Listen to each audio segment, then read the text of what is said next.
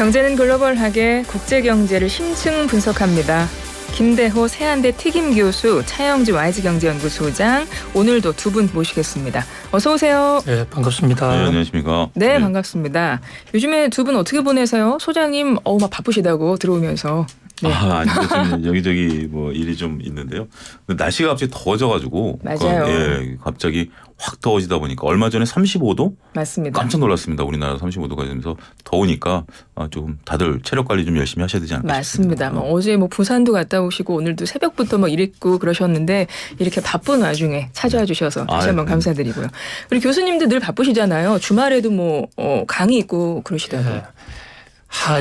하지가 지났습니다. 하지라는 것은 낮이 가장 길다는 얘기지 않습니까? 해가 떠 있는 시간이 가장 긴 거예요. 사실 저는 1년을 반으로 나누면 하지와 동지를 기준으로 낮이 밤보다 긴 시간과 낮이 오히려 밤보다 작아지는 시간 이렇게 구분을 하고 있는데 하지가 됐다는 것은 올 한 해에 반이 이제 지나갔습니다. 그러네요. 예, 이제 얼마 안 남았는데 아주 마음이 상당히 초조합니다. 아직 이룬 것은 없고 특히 생생경제를 아주 최고의 프로그램으로 만들어야 되는데 그 목적도 아직 완전히 달성하지 못했고 더 열심히 해야 되겠다 이런 각오를 다져봅니다. 네, 오늘 정말 기분 좋게 시작을 했는데 갑자기 숙연해졌습니다.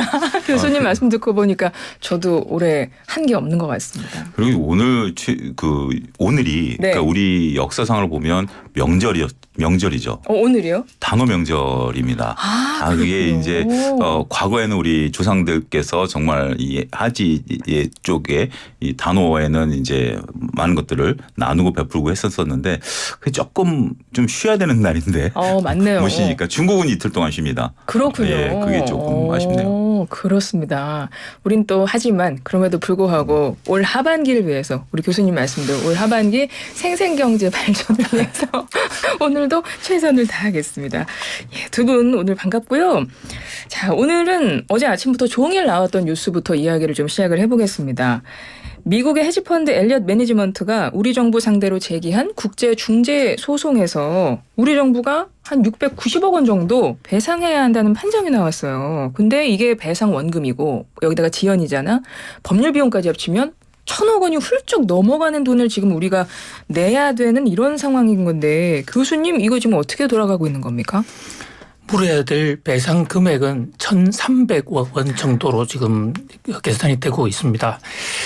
금액도 금액이지만은 우리나라가 이런 ISDS 소송에서 졌다는 것은 국가적으로도 좀 창피한 일이기도 하고 그보다는 더 경제 정책 면에서요. 우리가 외국인 기업들을 많이 끌어와야 되는데 그래야 나라 경제를 든든하게 알차게 끌어갈 수 있습니다. 그래서 흔히 FDI, Foreign Direct Investment가 한 나라 경제의 미래를 좌우한다. 이렇게 경제학에서는 얘기를 하고 있어요. 근데 외국 기업이 많이 들어오게 하려면 외국 기업이 한국에서 적어도 차별 없이 법 질서대로 어떤 마음껏 경영을 할 수 있어야 되는데 이번 판결은 엘리엇이라는 회사가 한국에서 한국 정부의 간섭 때문에 어떤 손실을 입었다. 그것이 국제중재기구에서 인정이 된 사건이거든요. 그런 면에서 아직 한국은 해외 투자자들에게 공정하지 못하지 않나 하는 이런 이미지를 줄 수 있다는 점에서 첫 번째 우려가 되고요. 네. 또 이 관련 기업들이 우리나라 최고라는 삼성그룹에 삼성물산이 제일 모직을 합병했습니다마는 그 합병 비율 계산 자체가 어떤 이상하다. 그러니까 그 합병 비율에 대한 재판은 지금 진행 중인데요. 그 합병 비율을 강행시키기 위해서 삼성 측에서 최고 권력자인 박근혜 대통령에게 어떤 로비를 했고 박근혜 대통령은 로비를 받고 보건복지부 장관인 문형표 장관에게 좀 잘 봐주그래, 잘 봐줘라 이렇게 얘기를 했고 그 문형표 장관이 국민연금, 국민들의 노후 자금을 관리하고 있는 국민연금 기금운용본부장인 홍완선 씨에게다가 잘 봐주라고 했고 그것이 홍완선 씨가 실제로 주총에 가서 이제 삼성의 합병을 삼성이 만든 대로 해 준 거예요. 이제 이런 것은 이번 재판부에서는 엘리어트가 당초에 손실 규모로 자기들이 요청한 1조 원보다는 훨씬 적은 금액이긴 하지만 그러나 일단 재판에서 완벽하게 졌다라는 그런 점에서 다시는 이런 일이 없도록 정말 우리가 두고두고 성찰을 해야 할 것으로 보이고요. 또 이 대목에서 이 관련자들에 대한 어떤 구상권 청구, 사실 국가에 피해를 끼친 거지 않습니까?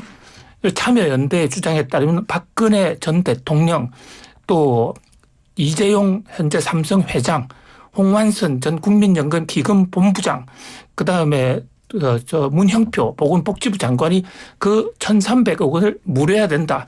현행 우리나라 국가배상법에 따르면 이 1,300억 원을 국가가 배상을 요청할 수 있도록 돼 있는데 정부에서는 아무런 얘기가 없어요. 지난번에 론스타 사건의 경우에도 한국 정부가 잘못했다라는 판정이 나와서 론스타에도 거액을 물어주지 않았습니까? 이런 식으로 계속 한국이 외국 투자 기업들에 대해서 편법, 불법을 강행하고 있다라는 이런 이미지가 고착되면 한국은 투자 유망지로서 상당히 인기를 잃을 것으로 보이고요. 이런 일이 생기지 않기 위해서라도 구상권 행사를 확실히 해야 된다. 이런 국민적인 여론이 있는 것 같습니다. 그렇죠. 그 물어줘야 되는 돈이 결국은 국민 세금이 들어가다 보니 지금 구상권 청구 이야기가 나오고 있는 것 같아요. 예, 이게 상당히 이제 과거의 일이고 이러한 과정을 겪어서 우리나라 경제계라든지 정치계가 좀 투명화되는 어떤 계기가 됐으면 하는 바람도 섞어서 말씀드리겠습니다. 이거를 일단 간단하게 정리를 해드리면 우리가 이제 그 이건희 회장께서 이제 그 와병 중에 있었을 때 이재용 부회장의 이제 경영권 승계 부분이 이제 상당히 이제 문제가 됐었던 부분들이 있습니다. 근데 이제 이재용 부회장이 이제 그 삼성그룹 내에 지배구조상 그렇게 지배 구조상 지분이 그렇게 많지는 않았어요.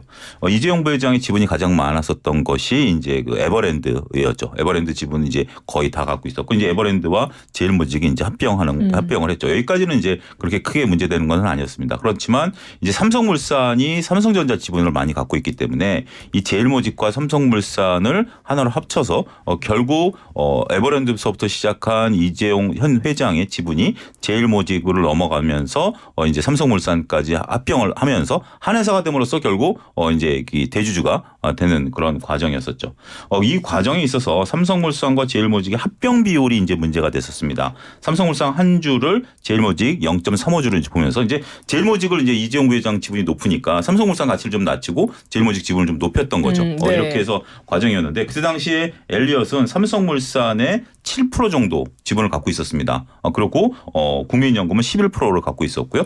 그래서 결국 엘리엇은 이제 반대를 한 거죠. 자신들의 이제 주식 가치가 낮아지니까 이 합병에 문제가 있다라고 주장을 했었고 하지만 이제 국민연금이 삼성 측의 손을 들어줌으로써 합병은 일단 주총을 통과했었죠. 당시에 이제 삼성에서는 경영권상의 판단이었다. 우리가 이제 말이 많았지만 그래도 우리가 보면 가치가 이렇게 됐다. 이건 뭐 우리가 경영자가 판단하는 거지. 당신들이 무슨 얘기냐라고 했지만 나중에 이제 18년도에 이게 ISD에 이제 그 제소가 됐고 그다음에 이제 정권이 바뀐 이후에 이제 검찰 조사에서 이게 이제 불법이 드러났고 관련자들이 이제 교수님 말씀하신 관련자들이 다 사법 조치를 받은 거죠. 이 ISD에서 이제 이것을 가지고 근거를 삼은 겁니다. 그렇죠. 그러니까 이제 어떻게 보면 IS가 상급심이고 우리나라 법원이 하급심이다라고 본다라고 이제 우리나라에서 결정한 거고 ISD는 이제 국제적인 거니까 이제 그런 표현을 좀 드리긴 했습니다만 이거를 근거로 해가지고 이제 불법이 당신 나라에서 불법으로 결정한 거 아니냐? 그러면 우리도 이걸 하겠다라고 해서 물론 이제 배상 금액이 이제 1조를 요청했지만 이제 7% 정도로 이제 줄어들긴 했죠. 어찌됐든 이 문제에 대해서는 지금 이제 뭐 야당이라든지 이런 쪽에서 이제 구상권 얘기가 또 나오고는 있는 상태이고 우리 정부에서는 지금 이제 이것을 상급심에 또 이제 항소를 할 수 있는 한 가지는 남아 있어요. 이제 하냐 안 하냐의 문제는 이제 정부가 결정하긴 하겠습니다만 일단은 우리가 현실적으로 돈을 물어줘야 되는 건 팩트가 되는 것 같고 이 부분이 이제 과정에 있어서의 문제는 계속해서 논란거리가 되지 않을까 싶습니다. 맞습니다. 그러니까 논쟁거리는 여전히 남아 있는 것 같긴 합니다. 말씀하셨듯이 그 당시에 이제 국내법에서 결국은 관련자들이 위법한 행위를 했다는 것이 우리 국내법에서 결정이 났기 때문에 그걸 계기로 엘리엇이 이걸 제기를 한 거잖아요. 근데 엘리엇도 사실은 통상의 일반 투자자로 볼 것이냐에 대한 그 부분도 좀 논쟁이 되고 있는 것 같긴 하더라고요. 엘리엇이 이제 그 헤지 펀드로서 그동안에 좀 공격적인 기업 사냥꾼 역할을 많이 했죠. 그래서 이미지가 안 좋은 건 사실인데요. 그러나 사실은 돈을 벌고자 하는 기업의 세계에서는 누가 좋다 누가 나쁘다 가치 평가 우리 할 수가 없는 것입니다. 네. 누가 법을 제대로 어겼느냐 지켰느냐라는 문제인데 엘리엇이 나쁘니까 그게 불법 행위를 한 우리가 억울하다 이런 주장은 아무리 나쁜 도둑이 들어와도 우리는 제대로 대처하고 막아야 된다 이렇게 보는데요. 자, 이번 사건의 문제의 핵심은요. 굉장히 복잡한 것 같지만 굉장히 간단합니다. 네. 경영권 승계라는 게 뭐냐면 경영권을 이재용 회장이 아버지 이건희 전 회장으로부터 경영권 승계를 받으려면 본인은 돈이 없으니까 아버지한테 상속받으면 되는 거예요. 그 상속이나 정회를 받으려면 세금이 굉장히 비싸니까 네, 그렇죠. 이제 편법을 쓴 겁니다. 상속 세금을 한마디로 정회세를 내지 않기 위해서 본인은 에브랜드를 많이 갖고 있거든요. 우리 저 용인의 놀이동산. 네, 네. 그게 이제 나중에 제일 모직이라는 회사가 됐는데 사실 에브랜드의 주식을 왜 많이 갖게 됐느냐. 그것도 본인이 거기서 돈을 번 게 아니에요. 아버지가. 그러니까 이건희 회장이 전환사채라는 것을 정의를 했는데 그것을 나중에 주식 전환을 하면서 가격을 또 가격이 굉장히 낮은 가격에 넘어가서 법정으로 넘어가서 그 아버지가 유죄 판결을 받은 이런 사건입니다. 그 유죄 판결을 받고 생긴 돈인데 거기에 있는 에브랜드의 자산을 키운 거예요. 우리나라 자본시장법에요.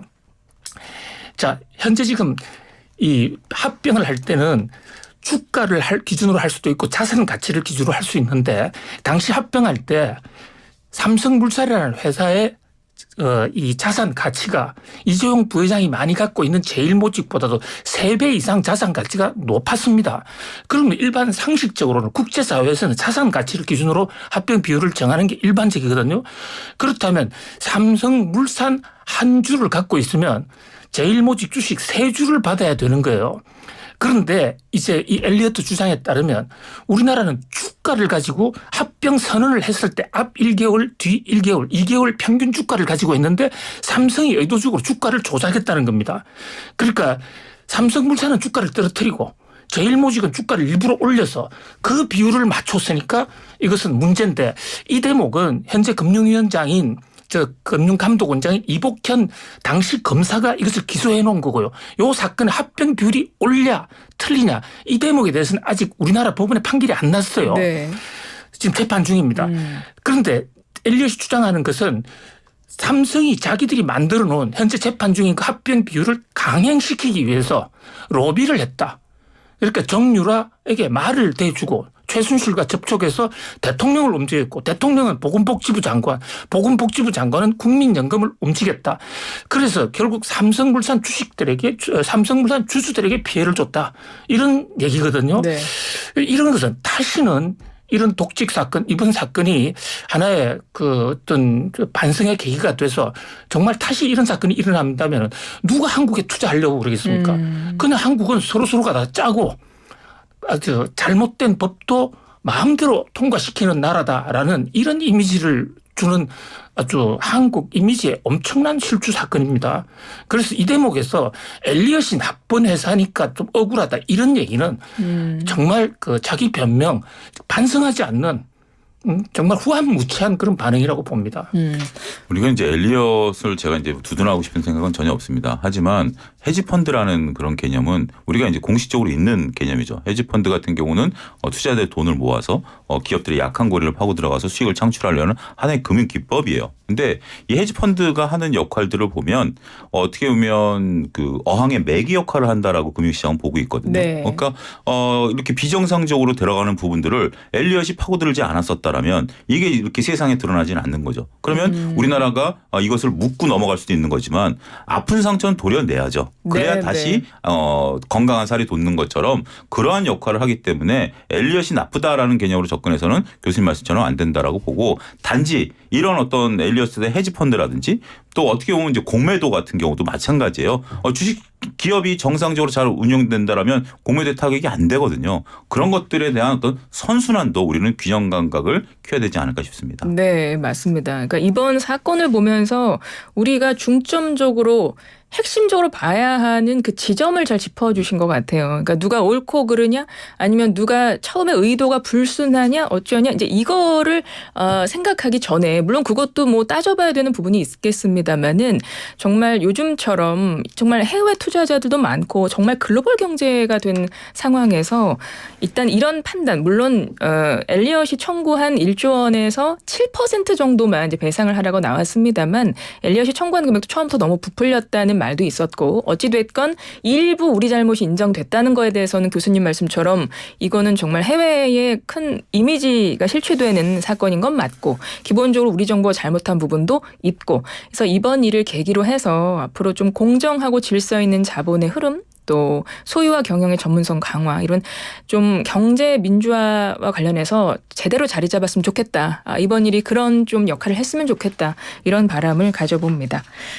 알겠습니다. 뭐 어찌됐건 참 국민 세금으로 1,300억 원을 내야 되는 그거는 이제 달라지지 않는 부분이니까 앞으로 법무부가 이 부분을 잘 좀 해나갔으면 좋겠습니다. 그러니까 그 판정문을 분석하고 나서 국익에 최대한 도움이 되는 방향으로 향후 계획을 짜겠다 이렇게 밝혔던데요. 한번 봐야 될 것 같습니다. 자, 이번에는 엑스포 얘기를 하겠습니다. 지난주 이 시간에 엑스포 경제적 효과 이야기하면서 부산 유치 성공을 막 기원하면서 마무리를 했었어요. 이번 경쟁 PT 잘했으면 좋겠다. 현지 시간으로 20일 프랑스 파리에서 국제박람회기구 총회 열렸고요. 2030 엑스포의 제4차 경쟁 프레젠테이션이 있었습니다. 모든 채널에서 생중계를 했기 때문에 많은 분들이 보셨을 거예요. 두 분 어떻게 보셨습니까? 예, 뭐 대통령까지 직접 나서서 PT를 하는 모습 무슨 그 PT의 내용도 상당히 참신했고 세계적인 여론을 환기시키는데 상당히 그 기여를 했다. 그다음에 그 PT에 나선 사람들의 정성이나 그런 어떤 그동안의 준비 이런 것들이 잘 묻어났다.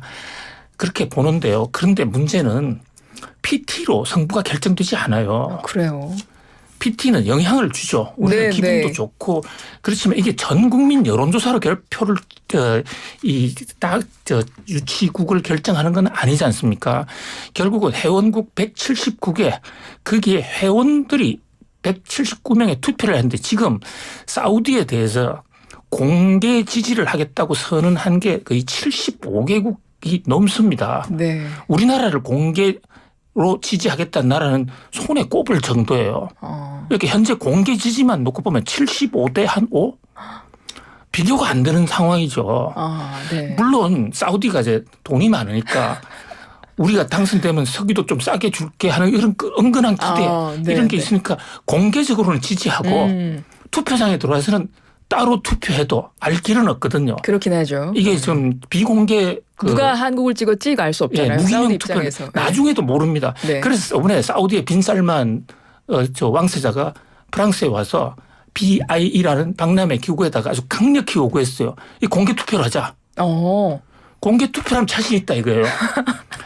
네, 그런데 이제 그런 면에서 하여튼 우리 아직 열세니까 지금이 어떻게 보면 하나의 이제 본격적으로 시작한 것으로 우리 사실 너무 늦게 시작을 했어요. 네, 네. 그래서 좀 안타까운 점이 있는데 그 일각에서는 마치 우리가 당선이 된 것처럼 너무 잘했다 해서 우리에 대한 여론이 넘어왔을 거야. 이런 좀 방심하는 듯한 분위기가 있어요. 그런데 우리 앵커님도 사우디나 네.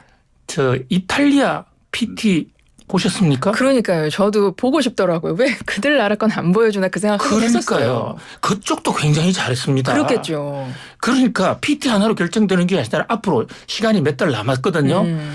우선 통상 외교가 제일 중요하고요. 네. 국가 이미지 그리고 국민들의 소망 뭐 이런 것들이 어우러져야 될 것으로 보입니다. 맞습니다. 소장님은 어떻게 보셨어요? 이게 참 쉽지가 않은 게 앞서 이제 교수님 말씀하신 것처럼 공개 지지 프랑스 같은 경우 대놓고 공개 지지를 했거든요.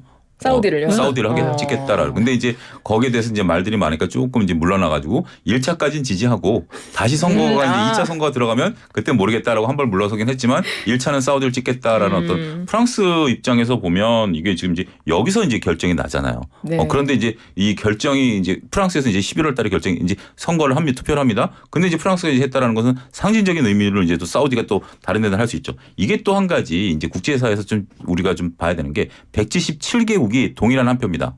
프랑스도 한 표, 미국도 한 표, 러시아도 그렇죠. 한 표, 우리도 한 표. 저기 우리가 좀 죄송한 말씀입니다. 잘 모르는 국가들도 똑같은 한 표입니다. 네. 근데 이제 그런 것들에 대한 외교 영향력들이 이제 여기서 발휘가 되는 거죠.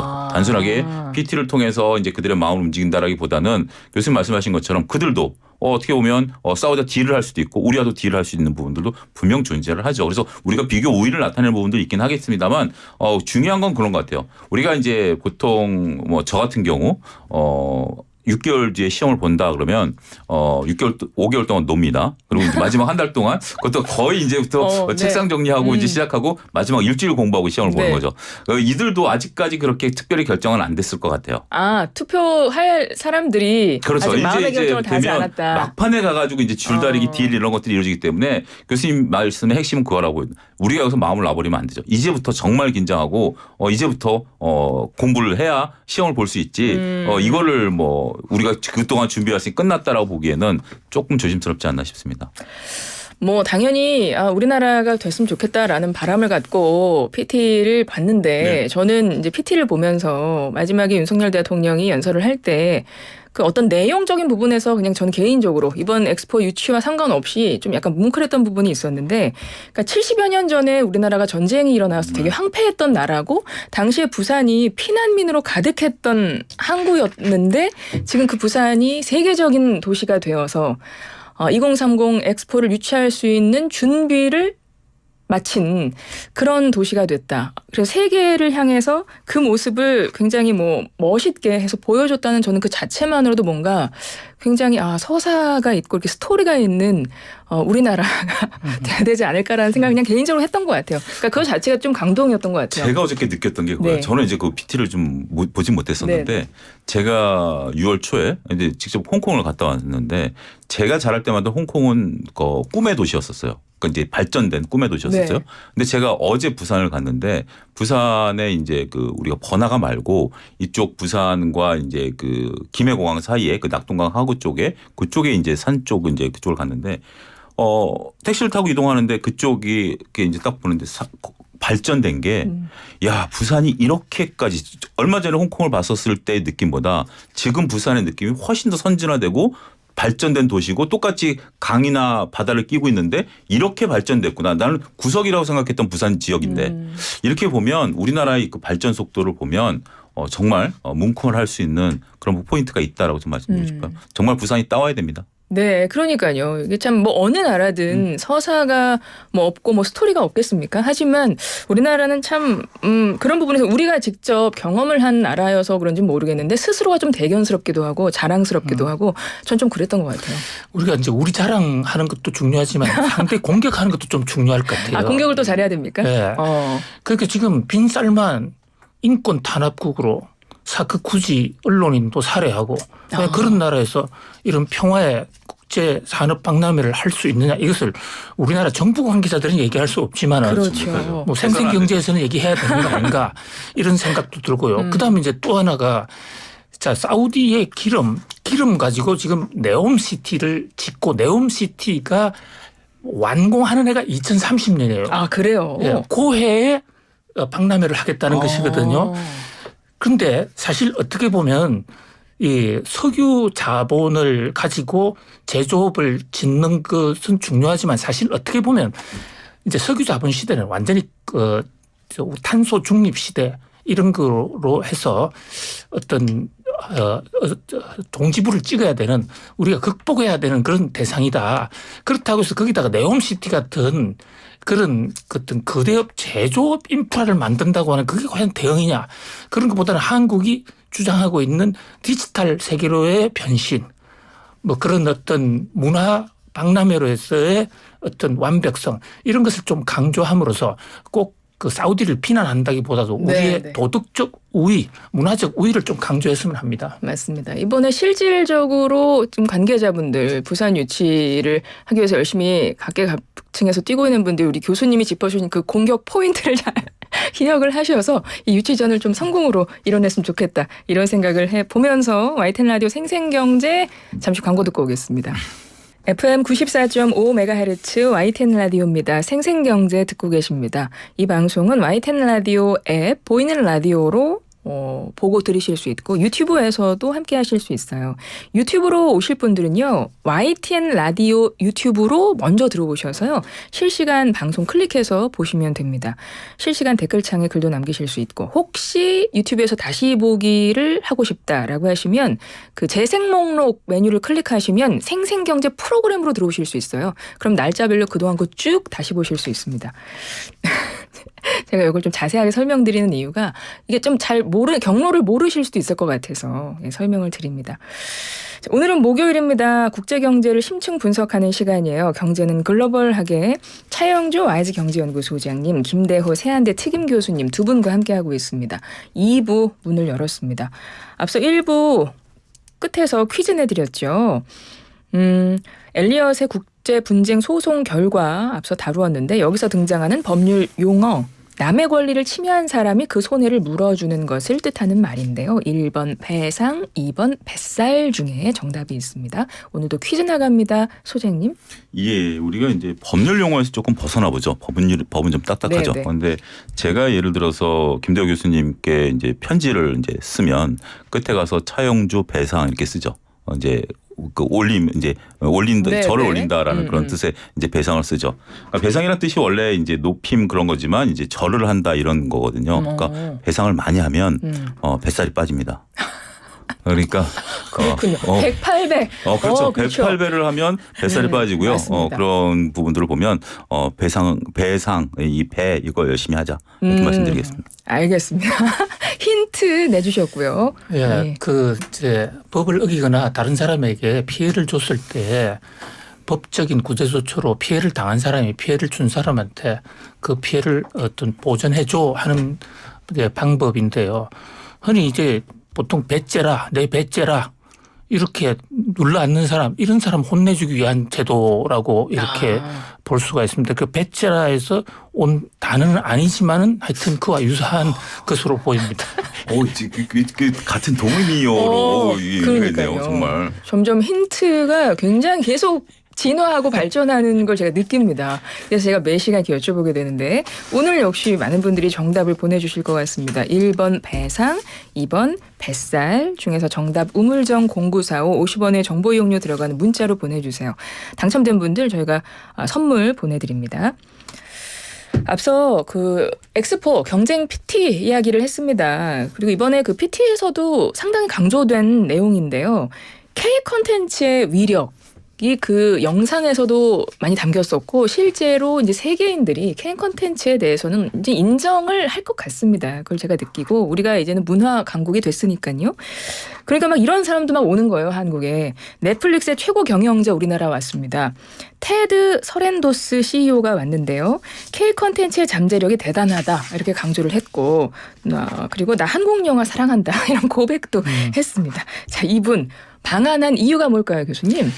현재 공식적으로는 김건희 여사에 대한 주문에 대한 답방으로 간다. 이게 지금 넷플릭스 쪽에서 밝힌 내용이에요. 3월 달에 워싱턴에서 윤석열 대통령과 김건희 여사가 바이든 대통령을 방문하기 위해서 국빈으로 미국을 갔을 때 그때 넷플릭스의 바로 이 스렌도스를 만났습니다. 그때 이제 한국에 투자를 하겠다. 본격적으로 또 투자를 하겠다. 또 한국의 이 K 컬처 스타를 본격적으로 발굴하겠다. 사실 김건희 여사가 그때 본격적으로 발굴해달라고 주문을 했어요. 그게 돼서 그게 대해 주문에 따라서 이번에 한국에 와서 한국의 실정을 본인이 직접 보고 어떻게 그 K 컬처 스타들을 발굴하면 되는지 한국 이 K 칼추어 K문화 쪽에서는 어떤 것을 요구하는 건지 이런 것을 보겠다 해서 왔거든요.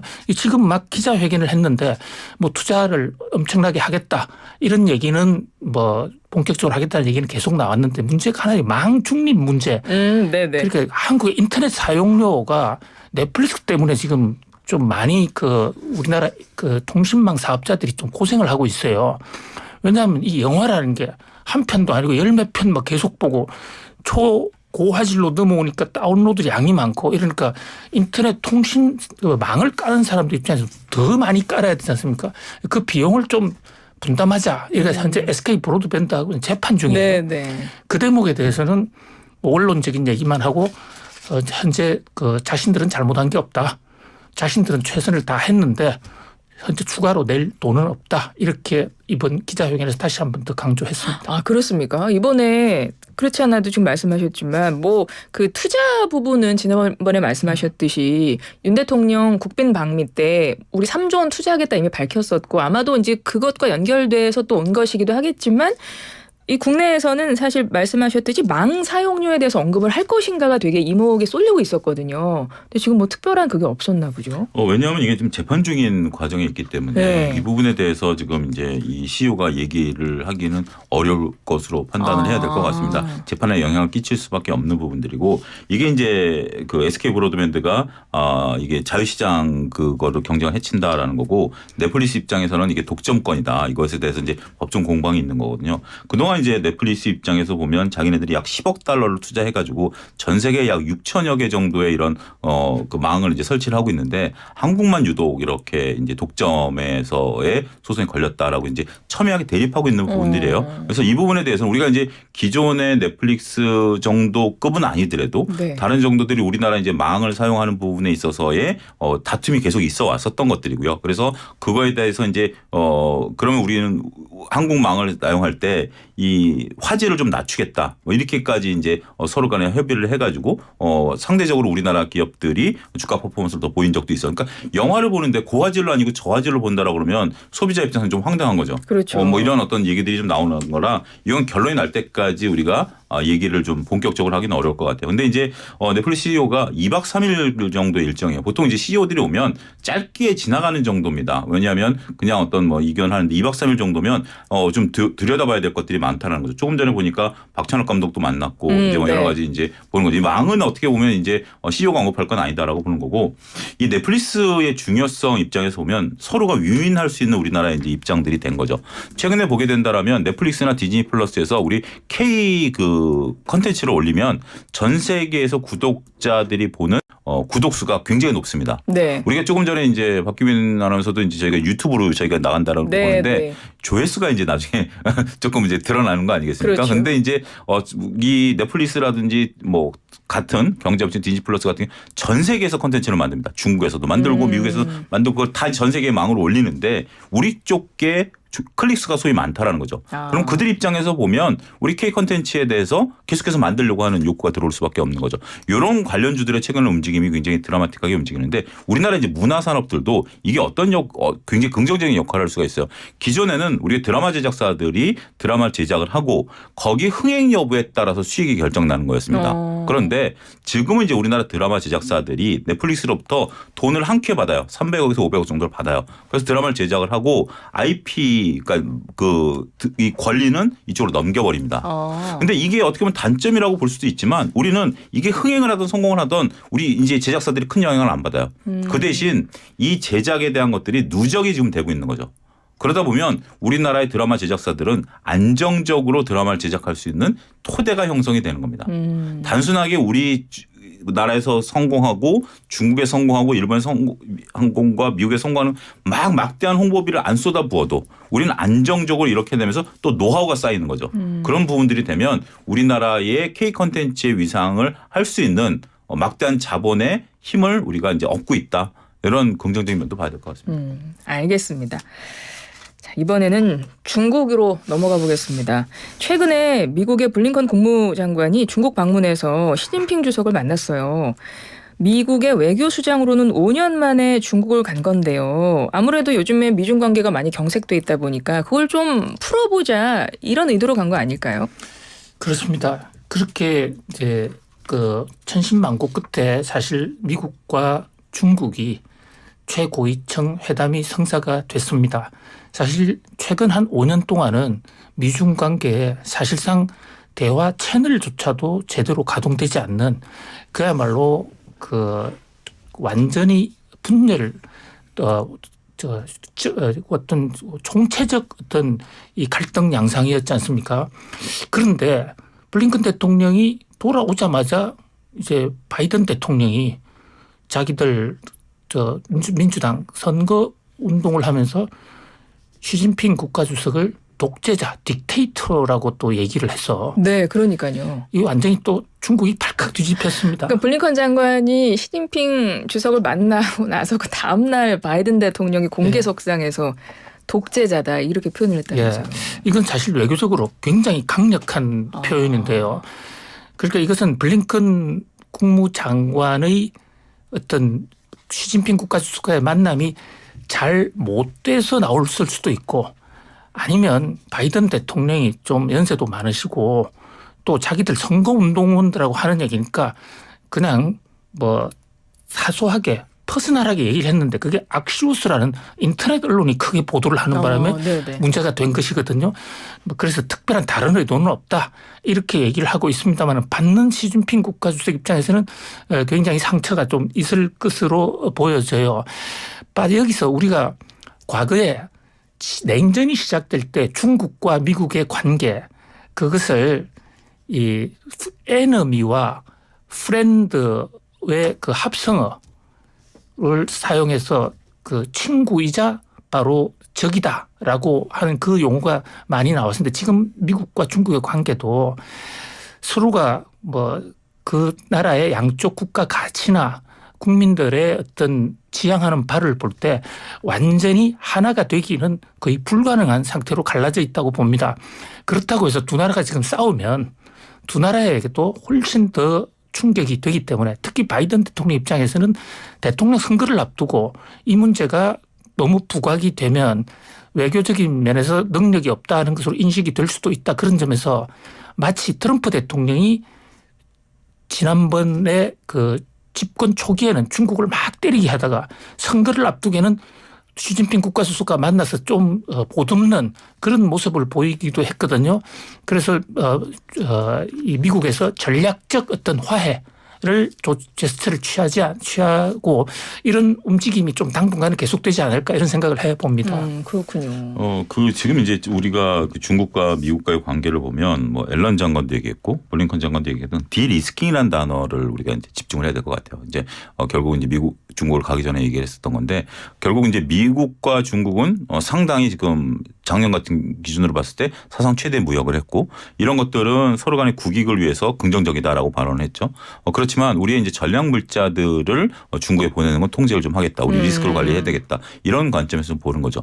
더군다나 이번에 이제 여기서 언급된 게 이제 대만 문제가 언급이 된 거 아니겠습니까? 결국 정치적인 화해 제스처를 저는 보여줬다라고 합니다. 지금 이제 중국은 다양한 어떤 이슈거리를 지금 갖고 있는데 특히 이제 대만과 관련해서는 하나의 중국이다 그래서 절대 물러설 수 없는 정말 우리가 이제 제가 비유를 들자면 이런 비유에 불편하실 수도 있습니다. 독도는 우린 죽었다 깨어나도 못 내주는 거 아닙니까? 근데 중국 입장에서는 대만을 그렇게 생각하는 거죠. 대만 국민들은 전혀 그렇게 생각 안 하고 세계적 사람들도 그렇게 생각 안 하지만 중국 입장에서는 대만은 절대 이제 못 내준다라는 건데 거기에 이제 미국이 그 문제는 우리가 뭐 그냥 입장 표명을 안 하겠다. 그러니까 어떻게 보면 중국을 도와준다는 얘기일 수도 있죠. 이런 식으로 이제 조금 풀어주는 거는 있습니다만 그래도 핵심적인 부분에 부딪히면 디리스킹 결국 전략 물자가 중국에 들어가면 안 된다.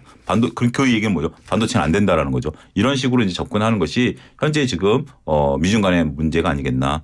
하지만 여전히 지금 뭐 그 바이든 대통령이 그런 얘기를 했다 하더라도 에이펙 회담이라든지 이런 쪽에 수개월 내에 또 보고 싶다. 또 이런 얘기도 그 전에 한 얘기긴 합니다만 얘기들이 나오는 거 보면 나름대로 모든 것들이 조금 좀 풀어져 가는 부분들도 있지만 결국 선거와 관련해서 내년에 이제 대선이 있기 때문에 내년 이제 상반기 때 그때까지는 조금 으르렁거리는 게 좀 잠잠해지지 않을까 그렇게 좀 보여집니다. 요거 끝으로 좀 한 1분 정도 남았는데 이거 전망 가겠습니다. 전망. 블링컨 그 장관이 원래 미중 정상이 만날 수도 있을 것 같다라고 좀 기대 섞인 말을 했잖아요. 근데 지금 돌아가는 분위기를 보면 막 독재자란 말 얘기 나오고 막 이래서 과연 만나게 될까? 좀 만나서 좀 둘이 어느 정도 풀었으면 좋겠는데 어떻게 보세요? 만날 수 있을까요? 전 만날이라고 봅니다. 아, 그러세요. 왜냐하면 시진핑 국가주석도 미국과의 이렇게 만나지도 않고 경쟁을 하는 것은 어떤 국제사회에서의 스스로의 고립을 자초할 수도 있고 그래서 만나서 대타협이 나오기는 쉽지는 않겠지만 그러나 만나지도 않겠다고 그러면 그 분열의 원인이 자기가 뒤집어 쓰는 그 말이죠. 올 가을에 샌프란시스코 APEC 회의가 있습니다. 그게 어차피 가게 돼 있거든요. 간 김에 옆에서 밥상 하나만 놓으면 만날 수 있지 않습니까? 네. 그 협상 내용 타결이 문제인데 일단 만날이라 이렇게 전망해 봅니다. 예, 알겠습니다. 짧게. 오히려 시진핑 주석이 좀 느긋하게 갈 수도 있을 것 같아요. 그러니까 만나긴 만나는데 네. 정치적인 이슈에서 시진핑 주석이 오히려 조금 느긋해 볼 수 있죠. 왜냐하면 시진핑 주석은 이제 3년임이 됐고 이제부터 임기가 시작되는 거고 쫓기는 건 바이든 대통령이거든요. 그렇군요. 그렇게 있다 보면 오히려 시진핑 주석 중국의 전략을 보면 느긋함으로써 큰 힘을 더 발휘하는 그런 모습들을 보게 될 것으로 보면 좀 둘이 좀 어느 정도는 좀 타협하는 게 우리한테는 나쁘지 않다 이렇게 봐야 될 것 같습니다. 알겠습니다. 자, 목요일 생생경제 국제경제를 심층 분석한 시간입니다. 경제는 글로벌하게 김대호 세한대 특임 교수님, 차영주 YG경제연구소장님 두 분과 오늘도 말씀 잘 나눴습니다. 고맙습니다. 감사합니다.